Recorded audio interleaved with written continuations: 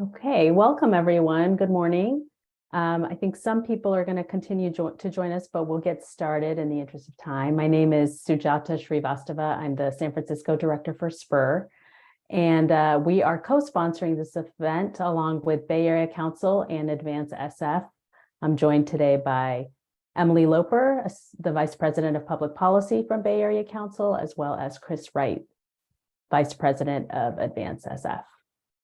Our organizations, along with many other civic and business leaders, have been working together on developing a vision, policies to really reimagine and revitalize downtown. And of course, a really big component of that is our transit.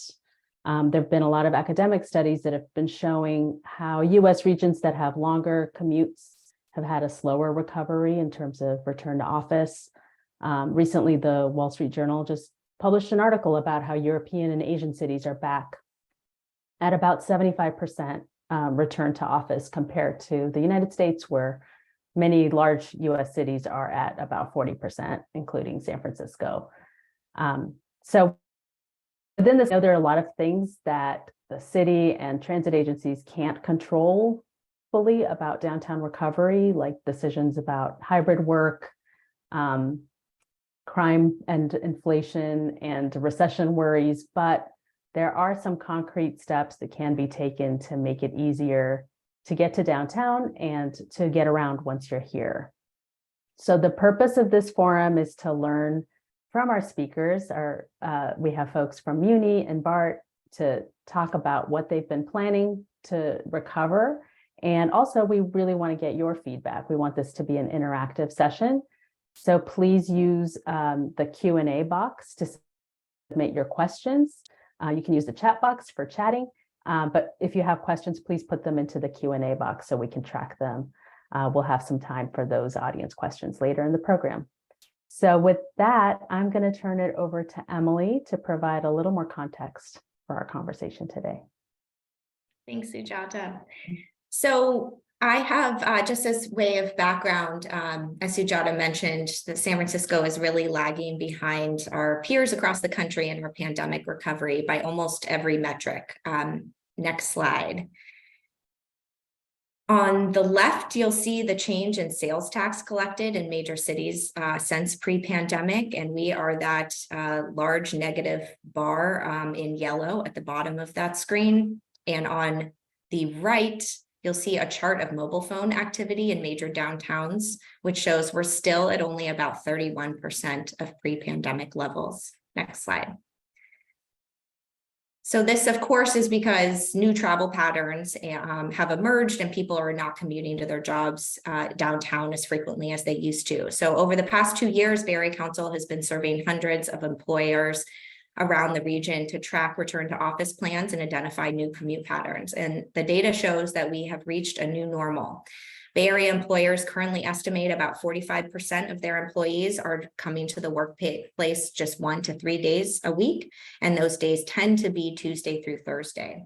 Employers don't anticipate much of a change in office work in the near future, and many have reported reducing or consolidating office space. Our data also shows that about 23% of Bay Area employees are now working fully remotely. In 2019, pre-pandemic, that number was less than 6%. So this rise of remote and hybrid work certainly has dramatic impacts on transit ridership. Next slide. But we also know that people are still commuting and moving around the region. They may just be choosing to drive more frequently than before. In the Bay Area, traffic on our bridges has returned to pre-pandemic levels, as you can see by that gray bar at the top, while transit ridership is still growing, but well below pre-pandemic levels. Next slide. And traffic on some of our highways has also surpassed pre-pandemic levels. So why aren't they returning to transit? In our survey, employers consistently cite safety and cleanliness as major concerns about why employees are choosing not to ride as frequently as before. And they're less concerned about COVID safety these days and more concerned about personal safety. Next slide. The other major reason employers cite that employees aren't riding as often as they used to are issues related to the frequency and reliability of services. And, we hear that employees just want efficient and reliable commutes. So we're really happy to have leadership from both BART and MUNI here with us today to talk about service improvements they're doing to make your commutes easier. We'll hear from them directly today, and then we'll follow up with some electronic materials that you can circulate to your staff internally and help us get the word out about all of these new service improvements. So our panelists today are Alicia Trost, Chief Communications Officer at BART, and Julie Kirschbaum, Director of Transit at SFMTA. So with that, I will turn it over to Alicia. Great. Hi, good morning, everyone. I am going to share my screen. So wanted to start by saying, I, of course, took BART today. I take BART 5 days a week, and I take BART on the weekends. I bring my young school-age children on BART on the weekends when we go to fun events and outings. So it's important that you know that I ride my own system all the time. So I live the customer experience and I get it. I know the stuff we need to work on. And if there is any doubt, we have fully restored service. The only caveat there is that we used to have some extra trains on our yellow line that would run between Pleasant Hill and Montgomery just to make things even more frequent. Those trains were redistributed to the weekend, especially on Saturday on the yellow line, where we see huge growth potential for getting people on the weekends. And so that's like the one caveat we have. And then the other one I need to be, very transparent about is that there have been some canceled trips in 2022. And we're going to talk about that. And we're going to talk about what we're doing to address it. And I want everyone to know, when you hear these headlines, like no one's on transit. Yes, transit is at BART specifically is at 40%, but that is still a lot of riders. Last year, 34.5 million riders. And of course, that number is growing. So I'm going to jump right into the top concern, safety. And I want you to know BART Police is going to be deploying a new strategy starting March 20th, where we have literally taken away the BART Police vehicles. We've taken 7 of those vehicles out of patrol, and the officers that were per shift, the officers that were associated with them are now on the train. We took every officer that's on quote unquote special assignment. That's kind of like the K9 unit. And there's all these other types of unit. And we've told them, you will now be riding trains all the time. And so what that means is there's going to be an extra 8 to 18 officers on a train per shift. And that is already in addition to the officers we already had riding trains, which was only about 10, which is not enough. Everyone else was sort of roaming around and sort of chasing what was happening. This is a whole new strategy. And I also want to share with you like the number of officers we have at BART. It's 148. That's actually filled. There's 25 vacancies. So we have 173 vacancies. 173 total. And so that vacancy number is crazy small when you think about the police departments across the Bay Area. And so, of course, we need more. We hear you when I hear that we want more police officers, but it's really hard to recruit police officers right now. So another strategy we've completely deployed is this idea of unarmed staff, which 1, are actually cheaper and easier to recruit, and 2, they respond to folks that say an armed presence actually makes them feel nervous. So we now have 10 ambassadors, 20 crisis intervention specialists, and 19 unarmed fare inspectors. It's all full, and their whole job is to be in the system. We also know that being near the unhoused makes people feel uncomfortable. That is what we have been told, and we're hearing it. That doesn't mean being homeless is illegal. It is absolutely not. So we've taken a new strategic approach of, instead of saying, hey, we've begged the counties and cities to help us, like that is not working anymore. We need our own dedicated crew. So we've hired a new senior manager of social service partnerships. We brought on all these new crisis intervention specialists. They are BART full-time employees. They are not a pilot program. They are not contractors. We've taken full ownership of it. We've deployed all of these attendants, so there's just more staff and more places. The restrooms in downtown San Francisco stations now have attendants. The elevators do. And then in the unpaid areas, thanks to Mayor London Breed, who helped fund bringing out more attendants into all of the areas that are in between BART and MUNI. So we also know that people love the new trains. We actually see in our writer surveys that people say that it's a cleaner experience, it's quieter, more comfortable temperatures, the announcements are better. Not only that, they break down less often, so that's huge for reliability. So knowing that we're really getting rid of all those old trains and the new trains are coming in at a much faster rate is really exciting. So we're finally over that hump of like, more than half of our trains in service now are fleet of the future, and it's growing very quickly. We hear a lot about fare gates. They are a hot topic. So know that we are getting new fare gates. Our board is going to award the contract this month. That is huge. If you haven't seen the new fare gates, we have prototypes. So they aren't going to look exactly like this. We're going to have a vendor who does this for a living and has off-the-shelf modern products. But it's similar to this top picture, which is at the Rockridge station. You cannot push through this bad boy. It is deadbolt locked. There's only one gate. There's not two. You can't jump over it, push through it, or crawl under it. So that's a huge improvement that's coming very, very soon. And we will be prioritizing the busiest stations to get those fare gates first. Also, all of the elevators, which used to be total like fare evasion, that is the way you fare evaded, was just use the BART elevator. Well, guess what? We've enclosed all of them with fare gates that are very high with fencing. Here's a picture at Embarcadero. It actually makes our stations more accessible because it's much quicker now. And then you can transfer between BART and MUNI super easy. You don't have to go all the way up, tag, go all the way down. You just go in the elevator and you tag right there on the platform. So Powell and Orinda are the last two stations that don't have them, but they're coming by spring. They'll be in there. And then we've finally locked all those swing gates. We've alarmed them. All of the barriers are higher to jump over, so you can't jump over them. So we're really focusing on what we call station hardening. We know cleaning is really important, so I want to share the numbers with you and to share the vacancy rate so you can see that during the pandemic, we've been working so hard to fill all those vacancies so things get cleaner. And people always ask, like, when do you pick up the trash? The trash is picked up once per loop. So when there's trash, it's because someone's been filthy in between that loop. And then the deep cleaning, what we've done during the pandemic is we've basically doubled the frequency. And I'm being super transparent with you so you all know. Before, the cars, not the whole train, a car would get its deep scrubbing cleaning every 900 hours in service. And it's now every 450 hours.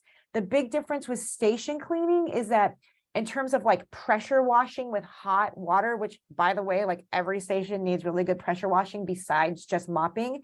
We used to only have 2 crews that did that, like 2 crews for our big system.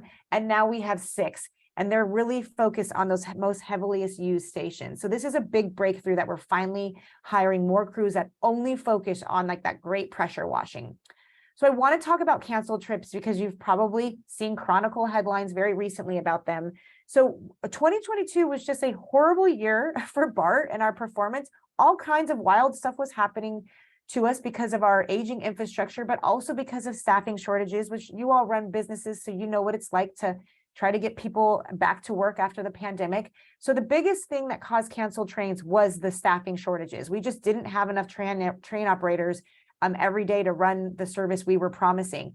Then we had this horrible cable problem on the Richmond line, which caused a lot of canceled trains. Then we had the derailment because of the extreme heat, hello global warming, on the Concord line, and then the epic rain that happened. And so what that meant is 5% of our trips canceled. So I also want to gently point out that it was 5%. That's not like, oh, that's not even a double-digit percentage number. So when you hear all the hype about canceled trips, it was 5%. So it's still not as horrible as it could have been. But the good news is we've really brought on so many more train operators. We've upped the amount of people that could be in training. We've tried to do everything we can. And our estimate is that by summer, canceled trips will be rare. So that's great. And then total full staffing will be reached by the end of this calendar year. Station agents are also super important, like when something goes wrong with your clipper. And just to show you our commitment to like, we're really trying to get more staff in our stations to be helpful, we've opened a 3rd station agent booth at Civic Center, right at the busiest entrance, UN Plaza. That station agent booth had been closed for like 2 decades, I'm told. We finally were like, we're reopening this. We're going to hire someone full time. And we have. And then we're really focused on preventing harassment, sexual harassment, training riders on how to do safe bystanders intervention training, really increasing our communications about safety tips. So know that's something we're very focused on, and actually in coordination with MUNI, you're going to see a lot of more information from MUNI about preventing sexual harassment also. The other thing I know we need to improve is when we have those really horrible, just when everything comes to a halt at BART, like we need to improve our communication. I totally get it. One of the things we're doing is we're like rewriting our service advisories to make them more helpful, to point you into the direction of where to get info. Because actually we put out a lot of info. You just kind of need to know where to go to get it. Also, we've all been there when we're on the platform and the platform sign says your train is 4 minutes away, and it's 4 minutes away and 4 minutes away for like 5 minutes. What's happening there is your train truly is 4 minutes away, but it's holding. So what we're going to do is update those signs so it doesn't just keep saying 4 minutes, it's going to say holding. So it's at least it's a lot more transparent and like honest and truthful. And then last, canceled trips. We want to show people where you get canceled trip information as opposed to where it's not, because there still seems to be confusion about where, and we push out a lot of canceled trip info. You can even get a customized in-app notification if your trip has been canceled. The bottom picture is a photo of what that looks like. So if you're getting on at 16th Street, you can get a little ping that says, hey, the train that normally comes in 7 minutes has been canceled, right to your phone. And then when we have no trans-based service, which happens, unfortunately, maybe like once a year, like when it really like is completely shut down, we've made this epic map that will show you where to take a bus or a ferry to get back to your car at a BART station. And so every station will now have this big sandwich board that will be brought out before the fare gates. And then the agents will have this map, and then we have QR codes to the map and all that good stuff. And then a couple of things I want to make sure you know about is that the Clipper Bay Pass, which is like the holy grail of transit passes, you can ride all systems in the Bay Area that use Clipper anytime, anywhere for free, at least to the user, because that's where you all come in. We are trying to enlist employers to be part of the first launch where you all would pay.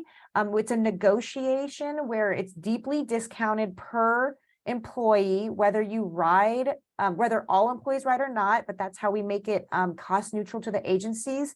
And so know that if that's something that your sustainability goals could help, you could help reach your sustainability goals, you really want to promote transit, we want to have a conversation about giving all your employees a Clipper Bay Pass.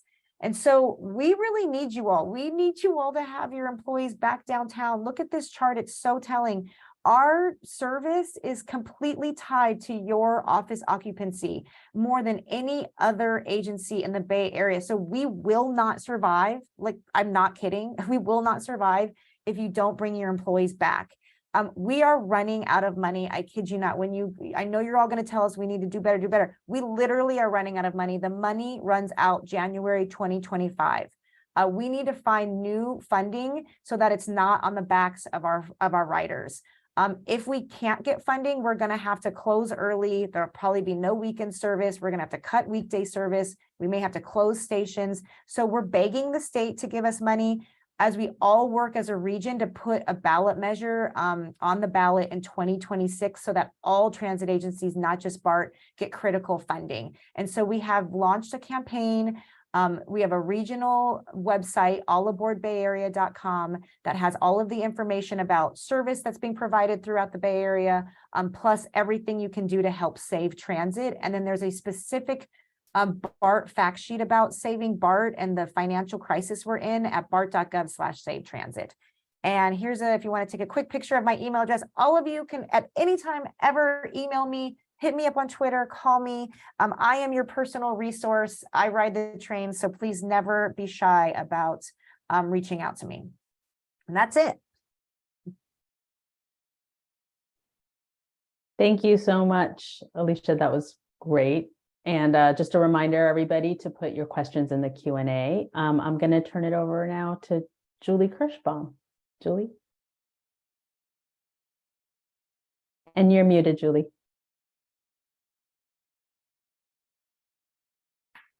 Hi, everyone. Can you hear me and can you see my presentation?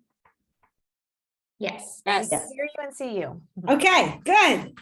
I'm going to cover a lot of the same themes that Alicia talked about because we are dancing this kind of interesting line of trying to deliver the very best service that we can and meet the needs of our customers while also doing it with sort of a depleting pool of resources. It's a challenge. It's certainly a challenge that we're up for, but we also need a lot of help and friends. And so I think I'm also going to be ending my conversation talking a little bit about the financial situation, and both Alicia and I can answer any questions at the end about how you all as the business community can really help with that situation. During the pandemic, Muni faced a crisis. We had our transit fares and parking fares were decimated. We had staff that wanted to come to work that wasn't able to. We had staff that was coming to work, but they were very frightened. We also during that time realized that any sort of fare increase, even if it was indexing, was going to not serve the customers that really needed our service the most. And in fact, we expanded discounts during that period. And we added a new program that I'm really excited about, which is an essential trip card. It is a very, very discounted taxi for seniors and people with disabilities who still qualify, don't qualify for paratransit and can ride our regular system, but that doesn't mean it's going to work for them for groceries or trips that are going to require a lot of transit. We survived because we took a number of steps.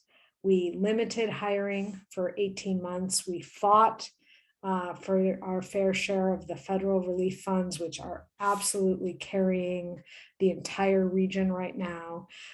We were careful not to restore more service than we could deliver consistently, and that was not popular.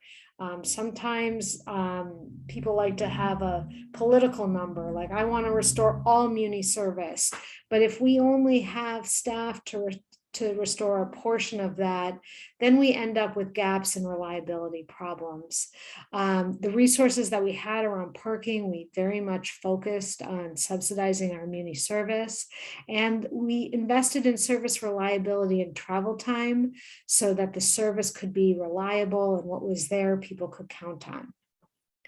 I'm now really thrilled to say that we have most of our service back. We are making all of our pre-COVID connections, and we are continuing to invest in the quality of our service, which we think is key to bringing customers back to the system. The first piece of that is really focusing on making the service quicker and more reliable. We were able to roll out 15 miles of new protected transit lanes during COVID. It's something we're extremely proud of. And as a result, where we've made that investment, we're seeing really strong ridership and people come back to our system. This is a photo of the 38 Rapid. We now have protected lanes on, I think, something like 70 or 80% of the Geary corridor.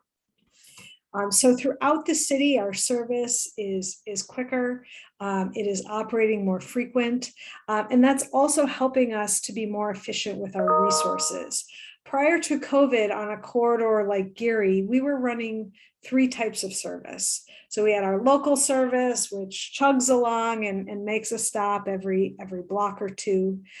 We have rapid service, which runs all day, and that skips about 2/3 of the stops. So about every 3rd stop, the rapid stops, and then it gets people downtown quickly. And then we were running an express service that was making a lot of local stops out in the avenues, and then was heading on to Bush and Pine, not making any stops through the inner part of the city before it delivered people to the financial district.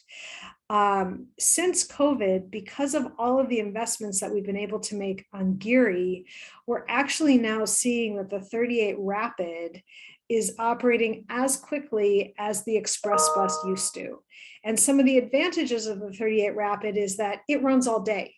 So if you've had a slight modification in your trip time, like maybe you were a solid 7 to 4 worker in the past, but now you might take a meeting at home, not head to the office until 9:30, that rapid is going to be there for you. So on corridors like Geary and on Mission, we're seeing this investment that we've made in the rapid service, which is running all day, really provide the same quick service that the Express used to provide. But we do have corridors like the One California where there isn't an Express, there isn't a rapid option. We were also seeing a lot of crowding on the One line. So we were hearing from downtown stakeholders, hey, for my employees that live on the California corridor, there isn't a quick way for them to get to work. And what we were hearing from people that live in the Japantown area was that the One was so crowded, they weren't always able to get on it. So we are experimenting with bringing back an express route on the One California. It started last month, so we've only seen a few weeks of data. The customers that are using it are really excited about it, but we do need to drive a lot more ridership to this route if we're going to continue to maintain it. So right now the route is making stops from 33rd to Arguello. And then it is expressing downtown. In the downtown area, we have changed the stops. So rather than having a dedicated express terminal, it is using the downtown One stops. The reason for that is we're only able right now with our resources to run 3 trips in the morning and 3 trips in the afternoon. So if somebody misses the 5 o'clock trip by a couple minutes, I want them to be able to just hop on the One and have a convenient trip home. And the One is running about every 5 or 6 minutes right now, providing really convenient, if not quick service. We also have heard from people that they're concerned that they don't have express service in the marina in the McCow Hollow neighborhood. So the 41 and the 30X, we have not been able to restore, again, because of our current resources. But we're really proud of the partnership that we've built with Golden Gate Transit during COVID, where Golden Gate Transit is now picking up San Francisco customers at 3 key stops in the marina on Richardson and Lyon, at Lombard and Fillmore, and then along Van Ness, and providing a very, very quick trip into the financial district. It does cost more than Muni. It's $5 a day versus $3 a day. But we think for customers that are really time sensitive, but not necessarily price sensitive, that it is a good option. We do remind everybody to tag off. That's a little bit different on the Golden Gate system, and you can get charged as if you're going to Vallejo if you don't remember to do that tagging. We've also invested a tremendous amount into our infrastructure during COVID, and that has resulted in an 87% reduction in subway delays. So between the new vehicles and our infrastructure standing up, for those customers that rely on the trains to get to work, we feel that we have a much improved service than we had before COVID. The next thing I've got to talk about is safety, and this is where Alicia started. Safety has emerged after frequency and reliability as the most important issue to our customers. And we have a lot of challenges in this area. We are investing in areas like transit ambassadors, so that we have more people riding our system and providing that guardianship. We also have a tremendous camera system so that when people do commit crime, hate crimes, any other issues on Muni, we are able to make arrests. We also are picking up on the work that BART has done to really make it clear that Muni has a zero tolerance for gender-based harassments and assaults. And I would really encourage you all, we'll send it as the follow-up information. We are currently doing a very large survey right now at sfmta.com/safety survey. To really get a baseline. And one of the things we've learned from BART is if you don't measure it, you don't know how good you're doing. And we want to make sure that we have a baseline so that all of our users can ride Muni hassle-free. I want I've got a 12-year-old that rides the system. I don't want to worry about her getting groped, catcalled, touched in the same way that I wouldn't want that for me, and I wouldn't want it for any of you. We are also investing not just in the safety on our transit infrastructure, but also of our parking infrastructure. We have made investments in both our camera systems as well as our on-site security. And we are building from security into the customer experience. We are in the process now of upgrading our prediction quality. It is still a work in progress. We're having, for example, on the new T-line in the central subway, some prediction issues that we are working through.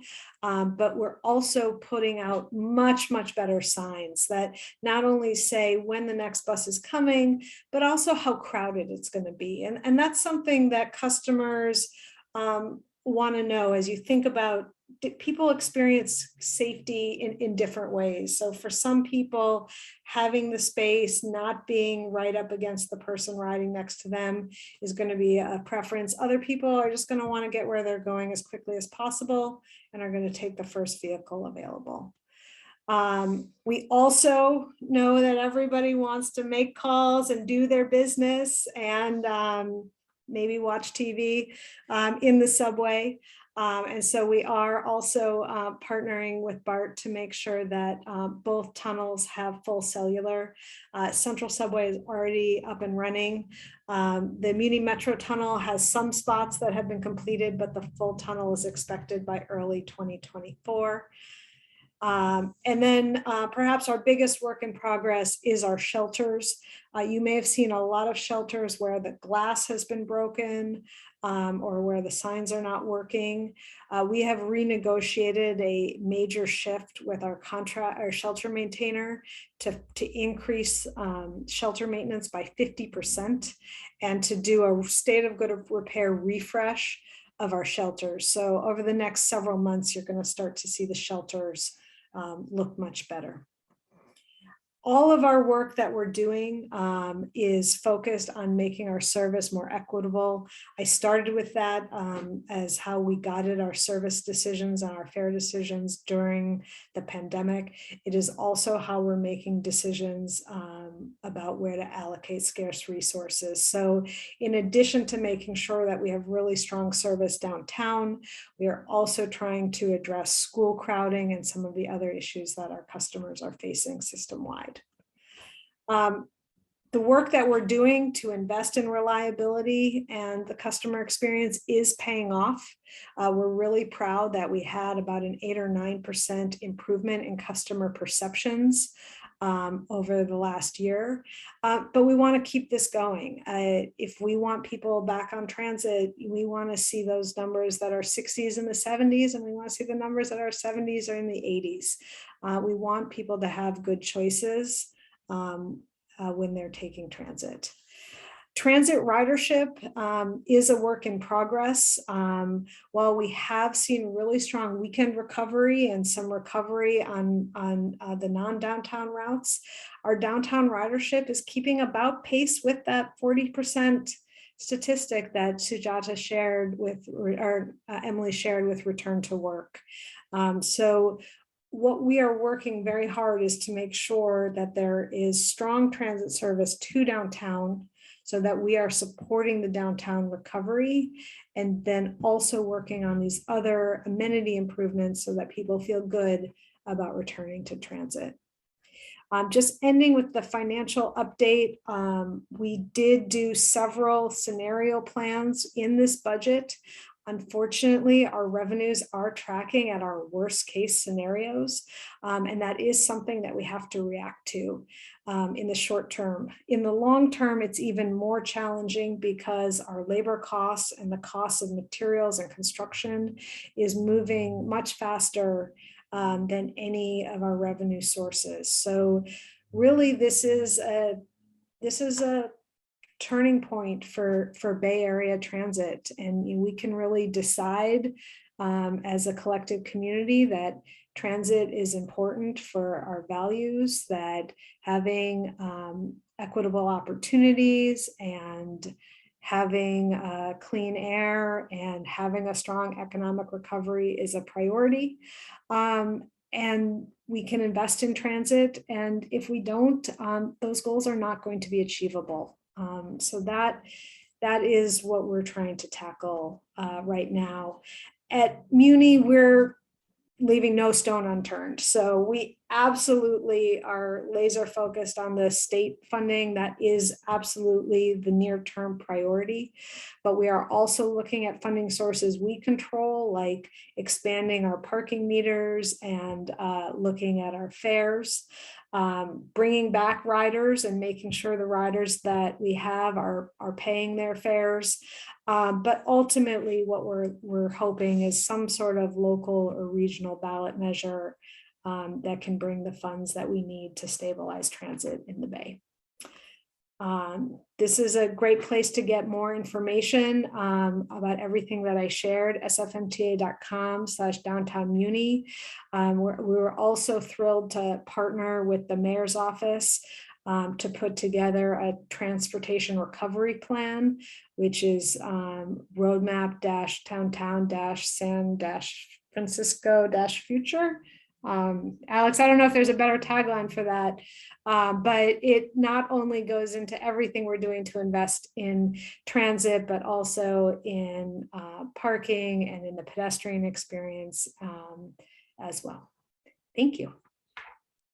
Thank you so much, Julie and Alicia. Those were great presentations. You covered a lot of ground. So I'm just going to ask a couple of questions and then we'll switch to Q&A from the audience.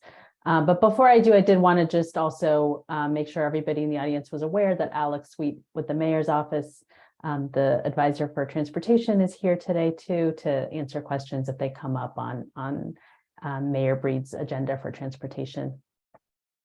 So I think you both talked about this quite a bit, but can you speak a little bit more to kind of how how changes in trips, people shifting away from the traditional commute more towards, there's more trips on the weekends for entertainment, there's more kind of the school trips and other types of trips in the neighborhoods, how that sort of affected the way that you are thinking about your service plans and how much you can restore downtown service.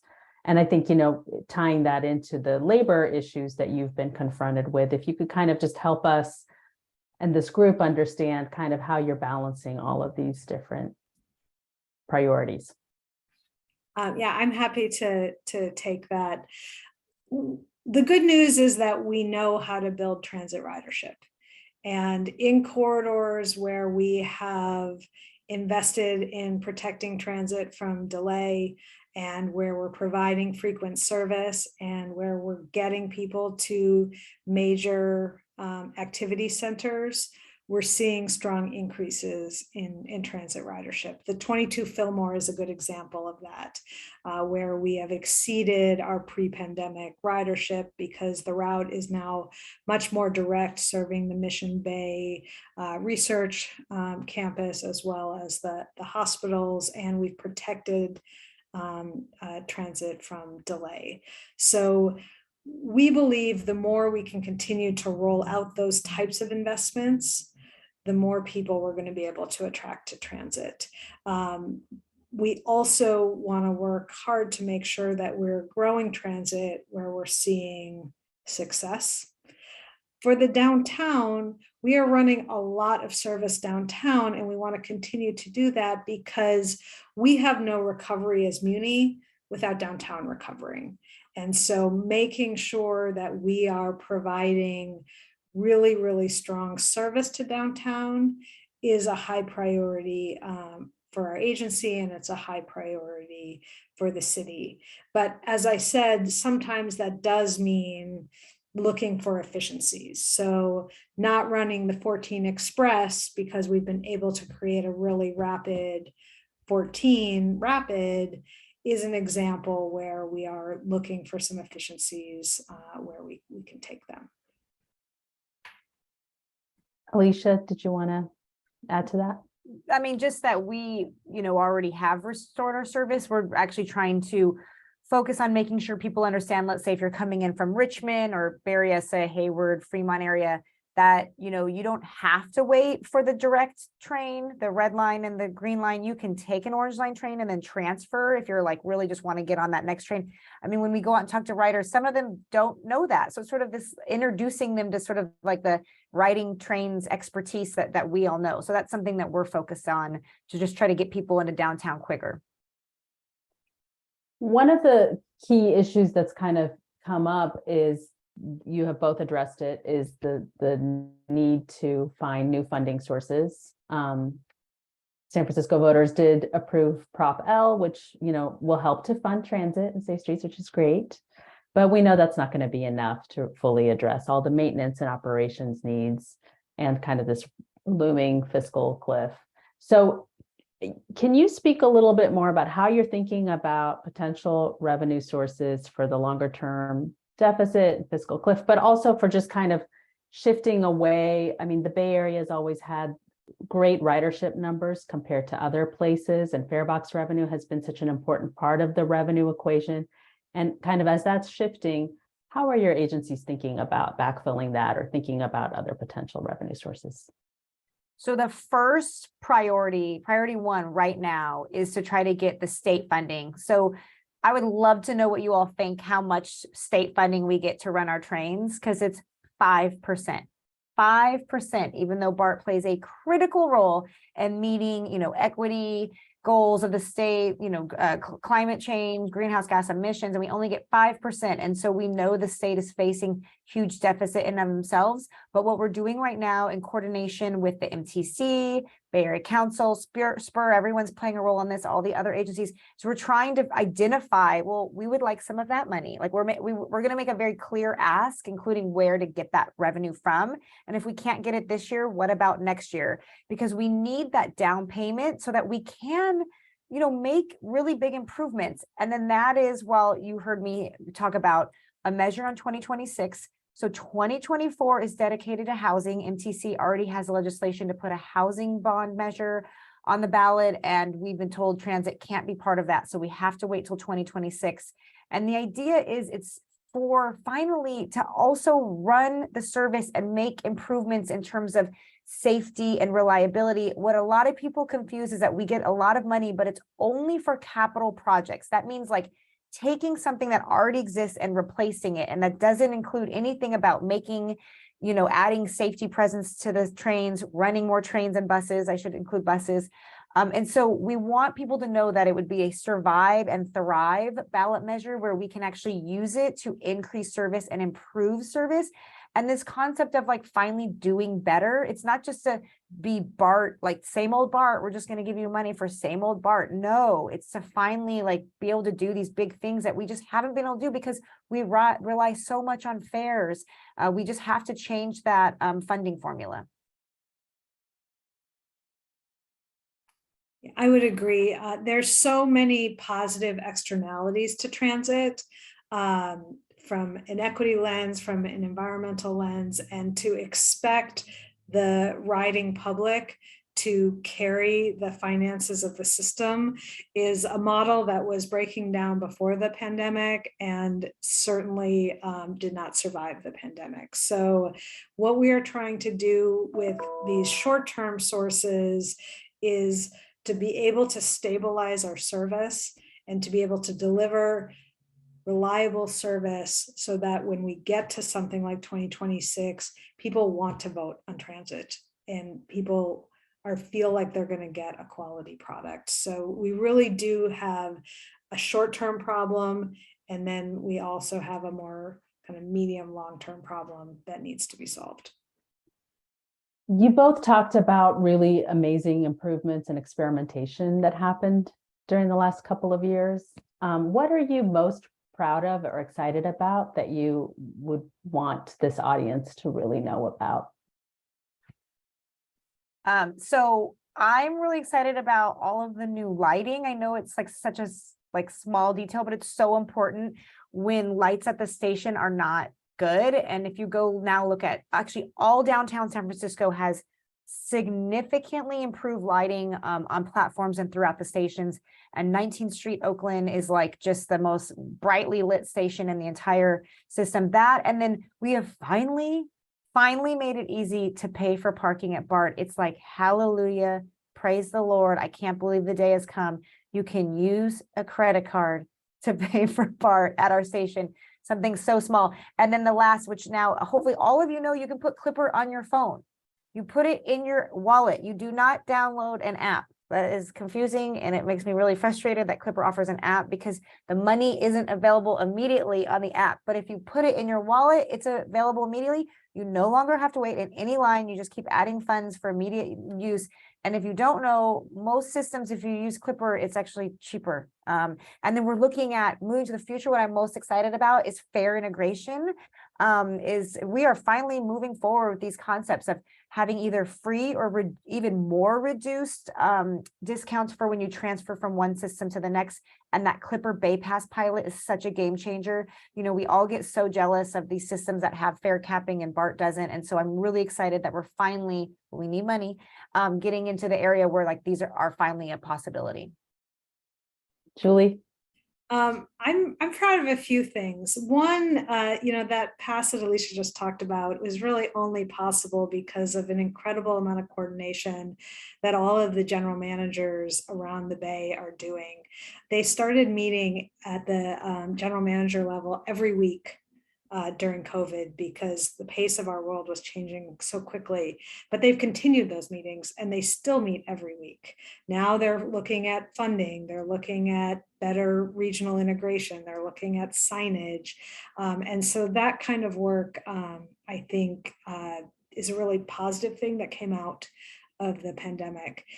It's not so much an innovation, but another thing that I'm really excited about that came out of the pandemic is the importance and the value of the folks that keep our system clean really was elevated. Both our car cleaners and our custodians and our stations, which really, they did not get the credit that they deserved for how hard and grueling their work is, but they really got a lot of attention and resources during COVID, and we've been able to keep that up. So we have really clean buses and trains right now. Our stations look beautiful. We're really grateful for the mayor's office for the investment that they're making in more ambassadors and eyes in the subway. So those things I think are all really helping with the customer experience. I also love that we started trying things during COVID, even things that didn't work. You know, we put out a lot of temporary transit lanes during COVID, and it changed the outreach process because instead of people being worried about something that might happen, they could give us really detailed feedback about what was happening. And we made a lot of changes to the permanent projects as a result of that feedback. And in some cases, we even reversed transit lanes where they weren't working or they weren't working where we expected. Thank you both. That was great. I'm going to turn it over to Chris, who's going to moderate some of the Q&A from the audience. Yes. Thank you, Sujata. Thank you, everyone. We do have some time remaining. We've gotten a number of questions in that we should try to address, and we're going to try our best to get to as many of them as possible. The first question that we have is from Ryan, who's asking what is currently being done to coordinate schedules between agencies to reduce wait times at transfer points. For example, there's an over 15-minute wait to transfer from Caltrain to BART at Millbrae during commute hours. Yeah, so we now share our schedule change. Most transit agencies change their schedules twice a year. And what we've done is we've all tried to align when we do that, because it's all based on labor bidding process, so that it's at the same time, so that when BART changes its schedule, Caltrain can know in advance what we're doing, and then we try to coordinate. And then not only that, and I think this is kind of funny, I'm going to share my screen really quick. We've even, because not everyone likes to use a trip planner tool, so we've actually made this like paper map, and it's on our website to show the actual wait times, and so you can target for the BART to Caltrain transfer at Millbrae. And it's probably hard for you to see on this, but you can see most of the transfers are actually far shorter than 15 minutes. And then there's a few that are more, but then we're trying to point you in the highlighted areas to the one you should take. But there's a lot of complexities because with both systems in terms of rebuilding projects, but also timed meets, like a time transfer. So it's really hard to line up like BART already has to make its own time transfers, and then Caltrain, has their stuff going on. And so to make that gentle, coming together is not easy, but we are focused on it. And not only that, we're trying to like come up with innovative new ideas of like how the two control centers can talk to each other so trains can be held. And then the other thing we're doing at Millbrae, super exciting, is we're adding like decals everywhere that actually shows you the process.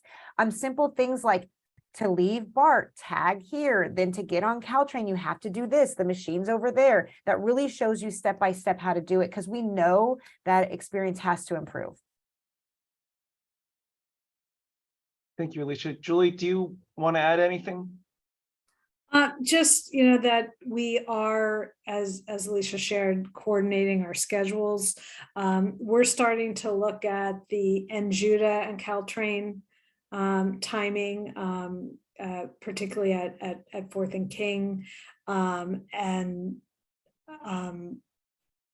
Most of our service is so frequent that we wouldn't necessarily hold it for a regional connection, but we also want to make sure we're not just like missing it by minutes when we can make these kind of small adjustments. Thank you. We do have another question from Robert. He points out that SF is a microcosm of Manhattan with similar challenges, rekindling transit in hybrid work era.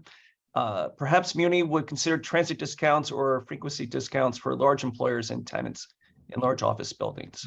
We are very interested in that, and for those of you that represent large employers, I would encourage you to reach out to us. We, as Alicia talked about, we are piloting a regional pass that could be marketed to a large employer. We also have MUNI only passes. The way they work is we look at your kind of overall ridership versus your overall number of employees. And we try to price a pass so that you're able to give passes to all of your employees. It helps them because they don't have to then think about the cost of the next trip. And it helps us because it gets some people who might not ordinarily think to take transit to start using the system. Thank you. We have a question here from regarding MUNI again. Could you mention how you're working on updating predictions on the T? Yes, we went to an updated version of our algorithm when the Central Subway opened, and we are finding a very strange problem on the T line where at some of the stations the predictions are jumping by 10 minutes. And we feel that it is somewhere embedded into the code because it's not happening all of the time, which makes it an even more challenging problem to solve. But we should be working through it in the next week or so. We are also doing a lot to manage the gaps in our system, and we are working on getting that information published so that customers can see where we're running into challenges or making improvements as well. And so look for that in the next month or two on our MUNI data site. Great, thank you, Julie. Just another question here regarding bunching. Frequently, there is a long gap in headway followed by a series of trains in rapid succession. What kind of work can MUNI do to improve on-time service? And is this statistic available publicly? So public data coming, look in the next month or two. We review as an operations team every week the performance on all of our routes. And then we essentially adopt a route each week based on where we're seeing issues. We've also made a strong investment in staff at our terminals to make sure that the buses are leaving and the trains are leaving with good spacing. And then the last thing we did during COVID that I think is starting to help with the gaps is we gave operators information, not about where they are in the schedule, but about where they are relative to the bus in front of them, so that if an operator sees that they're starting to get too close to the vehicle in front of them, they can also self-correct and make those adjustments. Thank you. Alicia, we had a couple questions regarding the BART budget, and is there, longer term, are there any, is there cost savings with automated trains like what exist at the airport? So the CP, I gently pointed out that the CPUC requires us to have train operators. So that's actually something we can't just automatically say we're going to do. You probably all know that our trains actually run by a computer and not a human, but I also can't tell you how many times a day a train operator has to take control to then run the train themselves for lots of different reasons. And just for safety, like you're going to want to have a train operator on that train. I mean, and the amount of stuff that like gets thrown onto our track, and the train operator is the person to hit the emergency button. I can tell you, safety wise, it's important. And people point to TransLink, and I get it. I love TransLink. I love Vancouver. When I go there and those trains are coming every 3 minutes, I'm like, damn, why can't we get funding like that to do that? And their trains, don't have a driver, but they're also, their track structure isn't set up like ours, where we've got trees, we've got deer, we've got all sorts of things. We've got trucks that enter our trackway because they're drunk drivers. It's just crazy stuff, and you really need an operator there. But I get it. You would save a ton of money if we just said we're going under train control. But it's more of a question of like, is that the right thing to do, or should we just fund transit appropriately like every other nation? Great, thank you. I think we handled most of the questions that have come in. Emily or Sujata, do you have any other follow-up questions on your side or other points? Sure. Yeah, I was just going to remind everyone that we will be circulating the presentations that were given today, and then along with some additional materials that you can share with colleagues internally. We really encourage you to help us get the word out about these service improvements and make them successful, make these, these new routes that Julie talked about in the city successful. So I just want to thank Alicia and Julie and Alex for being here today. Again, this has really been helpful, and for the attendees, feel free to reach out to us or after we circulate the materials with additional questions. Happy to put you in touch with our speakers as well. Great. Sujata, anything else?